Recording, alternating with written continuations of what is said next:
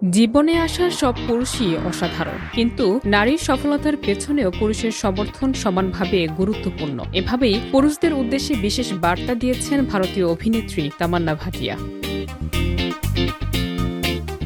অভিনেত্রী বলেন, আমি সব পুরুষকে বলতে চাই তারা যেন ঘরের মেয়েদের পাশে দাঁড়ান এবং তাদের স্বপ্ন পূরণের সাহস যোগান। তামান্নার বক্তব্যে বোঝা যায় সম্পর্কের পাশাপাশি ব্যক্তিগত ও পেশাদার জীবনে নারীর পাশে পুরুষের সমর্থন কতটা গুরুত্বপূর্ণ। সম্প্রতি টানা 2 বছর বিজয়ের সঙ্গে সম্পর্কের পর তাদের পথ আলাদা হয়ে যায়। জানা যায় লাস্ট সিরিজ 2 সিনেমায় কাজের সময় তাদের প্রেম শুরু হয়। বিভিন্ন অনুষ্ঠানে তারা হাতে হাত ধরে প্রকাশ্যে থাকতেন। তামান্না বিয়ে করে স্থির হতে চেয়েছিলেন, কিন্তু অভিনেতা রাজি হননি। যদিও এই বিষয়ে এখনও তামান্না সরাসরি মন্তব্য করেননি।